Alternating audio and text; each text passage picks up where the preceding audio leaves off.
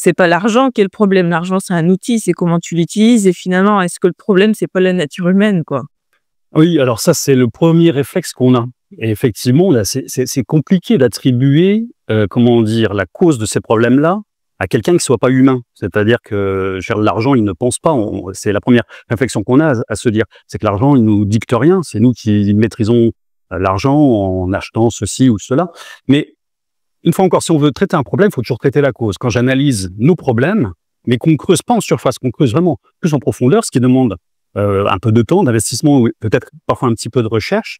Pour moi, la cause des causes de ce qui nous arrive là, le facteur humain est largement secondaire par rapport à l'usage de la monnaie. On est tous d'accord que ce soit les déchets, la déforestation, l'épuisement des ressources, la pollution, de l'eau, des gaz, de tout ça, ça a la même origine, c'est la surconsommation. La surconsommation a une origine, c'est qu'actuellement, et vous le savez tous, c'est que toutes les entreprises au monde, sans exception, font absolument tout leur possible pour pousser des clients à consommer. On est bien d'accord qu'il n'y en a quand même pas une qui cherche à réduire le nombre d'actes d'achat de ses clients. Tout ce qui est construit est volontairement conçu pour être jeté prématurément. C'est l'Institut des ressources de Genève qui a déterminé que 90% des ressources que l'on prend sur la planète finissent dans les 6 semaines en déchets.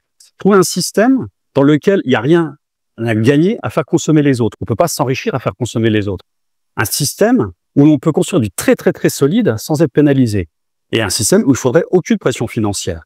Et ça, c'est pas les caractéristiques d'un système marchand, c'est les caractéristiques d'un système de nature non marchand. Et on est forcément des génies dans la solidité, dans la durabilité. Mais on peut pas l'exploiter à cause du système marchand, c'est quand même dingue. Dès lors qu'on a installé le système marchand partout sur le globe, on va dire il y a les 150-200 ans, on a réussi à faire une déforestation massive, la 6e extinction de masse. On a épuisé la majeure partie des stocks de pétrole. Là, les minerais commencent à devenir que c'est rare. Et puis, on veut encore continuer à faire un système où toutes les entreprises vont vouloir faire consommer des gens. Et c'est ça qui est dingue, c'est que quand vous proposez un futur possible à quelqu'un, ouais, c'est bisounours. Ouais, mais alors, on ne pourra pas créer un monde qu'on n'imagine pas. Donc, si vous imaginez que la seule chose qui est possible, c'est négatif, on va vers le négatif, ça c'est sûr.